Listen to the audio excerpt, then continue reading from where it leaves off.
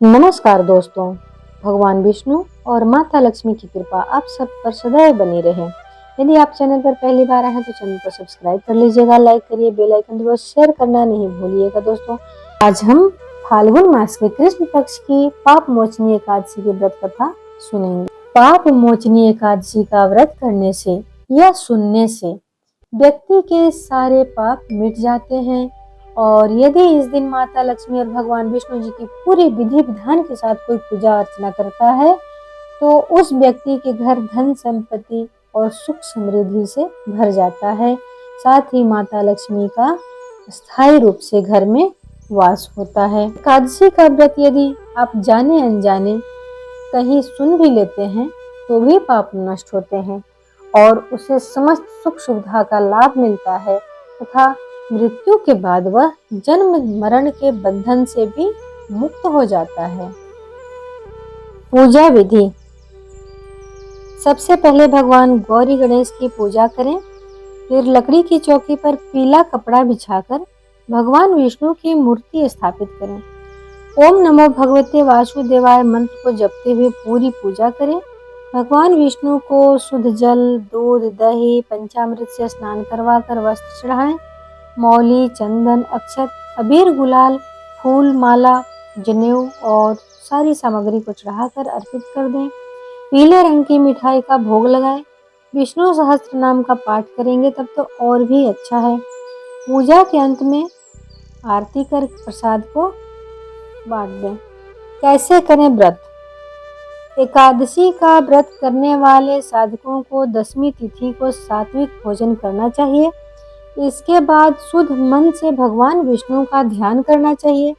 दशमी तिथि की रात में ही मन में ये संकल्प लेकर सोना चाहिए कि अगले दिन पूरी श्रद्धा से भगवान विष्णु की पूजा और एकादशी का व्रत करेंगे।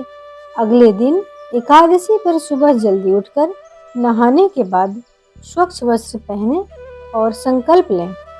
इस दिन मिट्टी के बर्तन में पानी भरकर भी दान करना चाहिए और किसी भी मंदिर में भोजन या अन्न का दान कर पाप मोचनी एकादशी व्रत में फल, चीनी, कुट्टू, आलू, साबूदाना, शकरकंद, जैतून, नारियल, दूध, बादाम, अदरक, काली मिर्च, सेंधा नमक आदि का सेवन किया जा सकता है।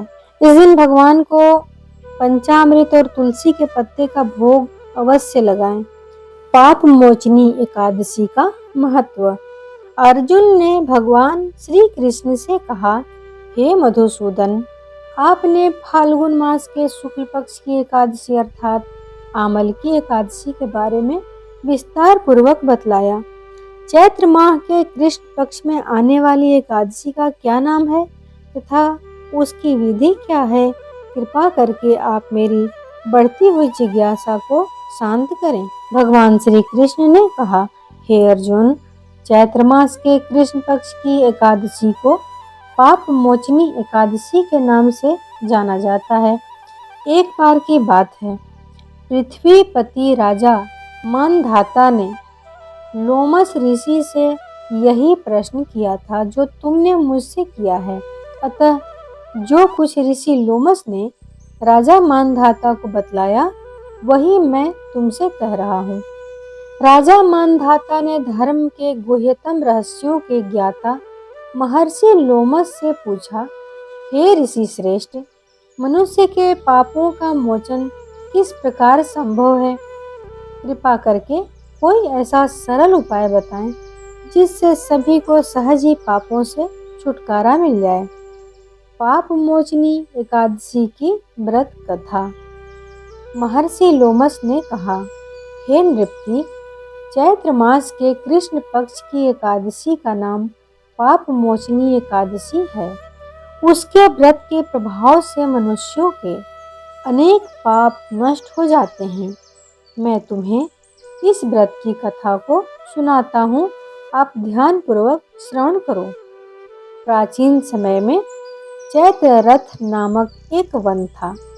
उसमें अप्सराएं किन्नरों के साथ विहार किया करती थी।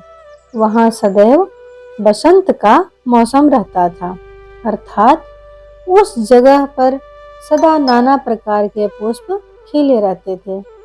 कभी गंधर्व कन्याएं विहार करती थीं, कभी देवेंद्र अन्य देवताओं के साथ क्रीड़ा किया करते थे। उसी वन में मेधावी नाम के एक ऋषि भी तपस्या में लीन रहते थे। वे शिव भक्त थे। एक दिन मंजू घोषा नामक एक अप्सरा ने उनको मोहित कर दिया। उनकी निकटता का लाभ उठाने की चेष्टा की, इसीलिए वह कुछ दूरी पर बैठ वीणा बजाकर मधुर स्वर में गान गाने लगी। उसी समय शिव भक्त महर्षि मेधावी को कामदेव भी जीतने का प्रयास करने लगे। कामदेव ने उस सुंदर अप्सरा के भ्रूण का धनुष बनाया, कटाक्ष को उसकी प्रत्यंचा बनाई और उसके नेत्रों को मंजू घोषा अप्सरा का सेनापति बनाया। इस तरह कामदेव अपने शत्रु भक्त को जीतने के लिए तैयार हुआ।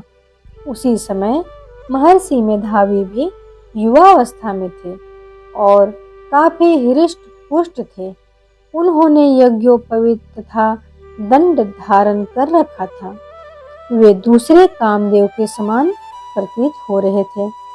उस मुनि को देखकर कामदेव के वश में हुई मंजू घोषा ने धीरे धीरे मधुर वाणी से वीणा का गायन शुरू किया, तो महर्षि मेधावी भी मंजू घोषा के मधुर गाने पर तथा उसके सौंदर्य पर मोहित हो गए। वह अप्सरा मेधावी मुनि को कामदेव से पीड़ित जानकर उनसे आलिंगन करने लगी। महर्षि मेधावी उसके सौंदर्य पर मोहित होकर शिव रहस्य को भूल गए और काम के वशीभूत होकर उसके साथ रमण करने लगे। काम के वशीभूत होने के दिन रात मुनि कुछ भी ज्ञान न रहा और काफी समय तक वे रमण करते रहे। तदुपरांत मंजू घोषा उस मुनि से बोली, हे ऋषिवर, अब मुझे बहुत समय हो गया, अतः स्वर्ग जाने की आज्ञा दीजिए। अप्सरा की बात सुनकर ऋषि ने कहा, हे मोहिनी, संध्या को तो आई हो, प्रातः काल होने पर चली जाना। ऋषि के ऐसे वचनों को सुनकर अप्सरा उनके साथ रमण करने लगी। इसी प्रकार दोनों ने साथ साथ बहुत समय बिता दिया। मंजू घोषा ने एक दिन ऋषि से कहा, हे विप्र, अब आप मुझे स्वर्ग जाने की आज्ञा दीजिए।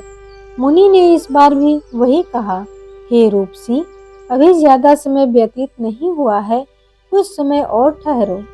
मुनि की बात सुनकर अप्सरा ने कहा, हे ऋषिवर, आपकी रात तो बहुत लंबी है।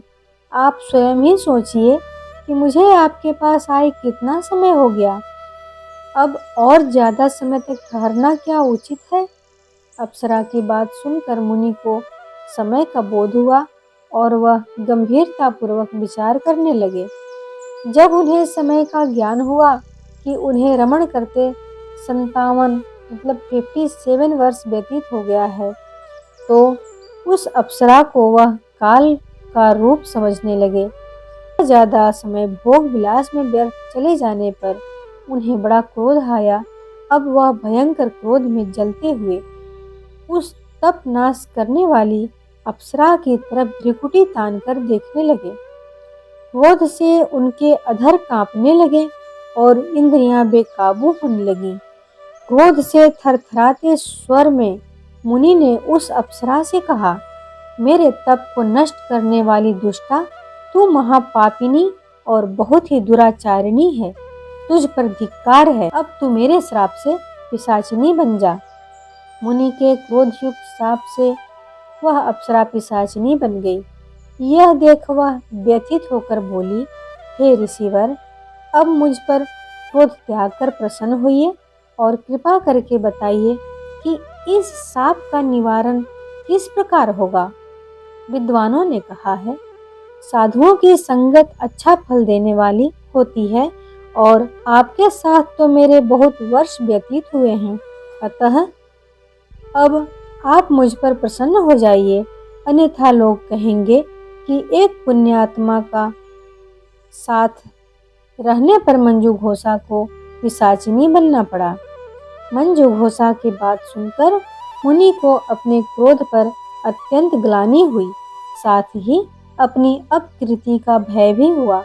अतः पिशाचिनी बनी मंजू घोषा से मुनि ने कहा, तूने मेरा बड़ा बुरा किया है, किंतु फिर भी मैं तुझे इस श्राप से मुक्ति का उपाय बतलाता हूँ। चैत्र मास के कृष्ण पक्ष की जो एकादशी है, उसका नाम पाप मोचनी है। उस एकादशी का उपवास करने से तेरी पिशाचिनी की देह से मुक्ति हो जाएगी। ऐसा कहकर मुनि ने उसको व्रत का सब विधान समझा दिया। फिर अपने पापों का प्रायश्चित करने के लिए वे अपने पिता च्यवन ऋषि के पास चले गए। च्यवन ऋषि ने अपने पुत्र मेधावी को देखकर कहा, हे पुत्र, ऐसा क्या किया है तूने कि तेरे सभी तप नष्ट हो गए हैं, जिससे तुम्हारा समस्त तेज मलिन हो गया है। मेधावी मुनि ने लज्जा से अपना सिर झुकाकर कहा, पिताश्री, मैंने एक अप्सरा से रमण करके बहुत बड़ा पाप किया है। इसी पाप के कारण संभवतः मेरा सारा तेज और मेरे तप नष्ट हो गए हैं।